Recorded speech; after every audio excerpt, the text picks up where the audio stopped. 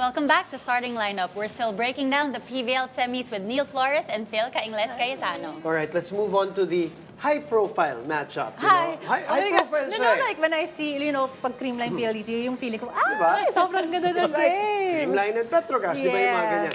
Okay, but one has won many championships. One wants to break through. Okay, general muna tayo, Neil. I'll start with you. 6-0. They've looked good, right? Creamline staggered off the blocks. Tell me, what are your observations? For me, isa yung PLDT sa mga pinakabuo na teams this on-tour conference. Yes, wala si Del Palomata, but they're loaded in the middle blocker position. So in every position that you check, may pamalit, merong pang starter. That's why I am actually expecting them to go all the way. Yun nga lang, it's going to be hard because it's going to be up against Creamline. But hunger is at its peak. Great motivation. Parang I'll leave it at that. Right. Gutom na PLDT. And heartbreak, no? Yeah, yun Sawa pa na rin sila eh. doon.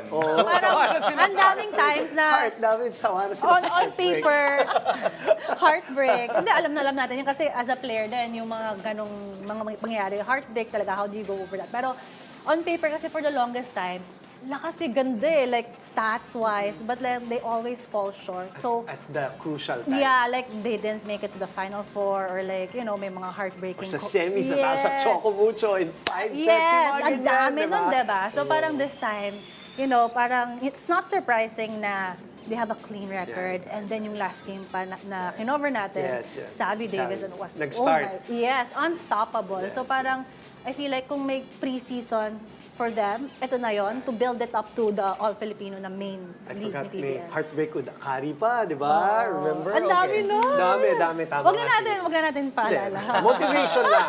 Motivation nga lang daw. Yeah, so sinabi niya nga na, so far they're perfect ang PLDT. They're perfect. They're perfect, 5-0. But their And- price is Creamline. I know, right? So, iba yung paths nila. Creamline is at a 3-2 record. What do you foresee? Very quickly. Or are you worried? Yeah, Are you- parang gano'n. Ay, Hindi ikaw na. muna kasi syempre. Ang dami mo kasi ata masasabi. Ikaw No, for me, Creamline as a team is a team that can play bad at some games, but they can also play really excellent volleyball. Yes. And we saw that in their last game. And they know how to crank things up. Parang when they want to turn up the volume, parang switch eh. Oo, pag do or die. And in every do or die situation, laging iba yung Creamline na nakikita natin. So yun yung pinaka-concern for PLDT because Creamline has been in a lot of these pressure tests, as we would say. Hindi na nga yata pressure sa kanila Kumbaga, to. parang it's normal na for Yeah. them. But again, Creamline should keep their antennas up. Right. Kasi PLDT wants to go all the way. So for me, Creamline just needs to bring the best volleyball that they can get.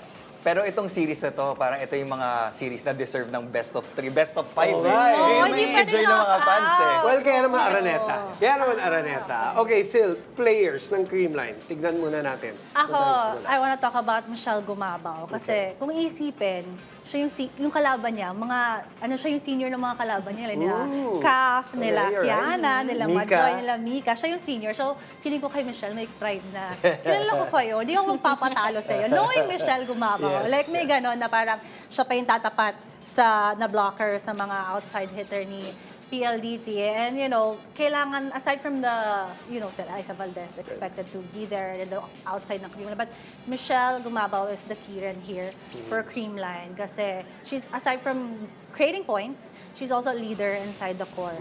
So, yung pride din. Masasabi ko lang may pride din na parang, hindi ako papatalo sa mga batang to. And another player I wanna talk about sa Creamline is Cal Negrito. Kasi at this level, at this high level, high intensity, high pressure game, it's the in-game adjustments, it's the playmaking na.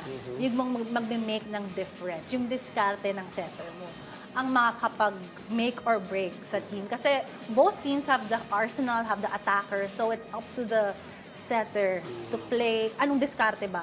Si kayo yung bibigay? Anong play gagawin? So si Cal Negrito is gonna be important. And she has proven herself naman, di ba? For the team. Best setter. Yeah, a couple of times already. Yes. Because she's already away from the Gia de Guzman Yes, shadow. comparison, It's yeah. completely her own person already. Neil, and you wanted to talk about the outside hitters naman. Yes, of course, you have to talk about Eliza Valdez and Gemma Galanza. We know that we are also in that era na yung mga opposites talaga yung nagsashine. So yung reverse setting, mas nagiging common na siya ngayon sa mga teams. Before, puro left wing. Ngayon, you would see a lot of reverse sets from the setters in the PVL. But for me... Reverse set, gano'n? Yes. Back back set. set. Yan. Feel Reverse kayo set, ba back ba? set. Kasi naman walang reverse set, yung back set lang sa panahon ko. Go. Yeah, so I think that is also one of the things na kailangan natin bantayan. Yung production ni Eliza and Gemma, they scored in double digits against Farm Fresh. Yes. So nandun naman eh. But I just want to see more offense, kumbaga higher efficiency attacking from them. They want to beat PLDT because PLDT is a great blocking The team. number one blocking Number team by one a blocking mile team this by a mile. preseason. Yeah. So I think that aside from their production, yung serving din ng dalawa yung makakatulong kay Kyle. Kyle parang single-handedly dismantled the reception of Farm Fresh in that game, who scored what? 5, 6 aces? Yeah. And yun yung isa sa mga skill categories na babantayan natin because the serving of Creamline, solid na yan, bigat yan, but you also have to consider the reception of PLDT. Yes. Kat Arado is oh my there. goodness.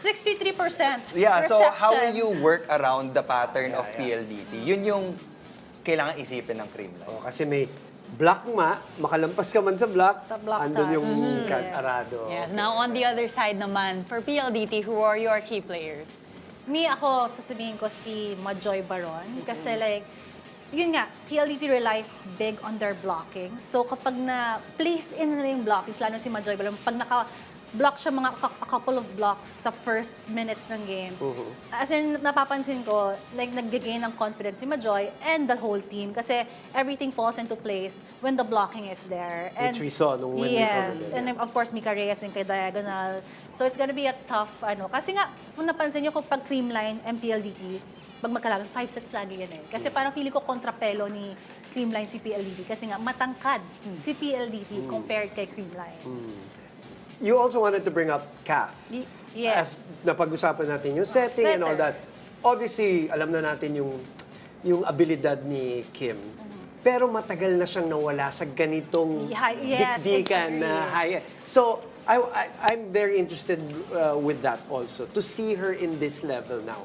I think Healthy, by the way. yes, Yes. for Kim Fajardo, it's like she is comfortable playing because she is familiar with her spikers. So, I don't think yung matagal nang hindi nakapag high pressure game si Kim will affect her because she has a great support group and she trusts na pag binigay ko sa'yo, kay Ana, pag binigay ko sa'yo Majoy, Kim, alam kong pupuntos kayo. And kung kunyari, mag-error yung mga spikers ko, alam ko babawi kayo agad. So I think yung relationship na yon will be also a factor for Kim. For sure. And of course, we have to talk about Savvy Davis. Do Oh we? my goodness. Do We have to. Of Neil. course, we have to. Neil. Diba? 28 points in 3 sets. I know. 10, We were 8. rooting for Grabe. her to get 10 30, 10 points, yeah. 30 10 points. points per 10. set. Wow. I think that she will really be the biggest advantage of PLDT. She already talked about the middle blocker. Yeah. But if you want to talk about offense, it's going to be Savvy Davison talaga. And I know that she will be the target of the serves of Creamline because Creamline will Try to control try her. to control her or at Stop least her, slow yeah. her down. Yes. So for Savvy, as long as she focuses on that pass first, madali na siya makaka-transition to offense. I'm expecting a big game from her, of course. Lumilipad siya. And iba yung energy kasi, Phil, nung matagal kang hindi naglaro. Matagal ka na nanggaling sa bench, tapos you only got your starting 6 role again in the last game. So, iba yung Hunger. yung gigil, yung Yes. enthusiasm in playing. Very excited si Savvy to play. Yun lang Yeah, masasabi. dagdag pa niyan, the last time she was here on the show, she was on the Spotlight series, she was sitting on that couch, very emotional from the losses. So Heartbreaks. She wants it bad to get to the finals of the PVL. And the semifinals start tomorrow, live, 4 p.m. on Pilipinas Live. Araneta po yan, ha? Alright, para bantayan nyo. After the break, we shift to our Alas Pilipinas squad naman. Keep it here on Starting Lineup.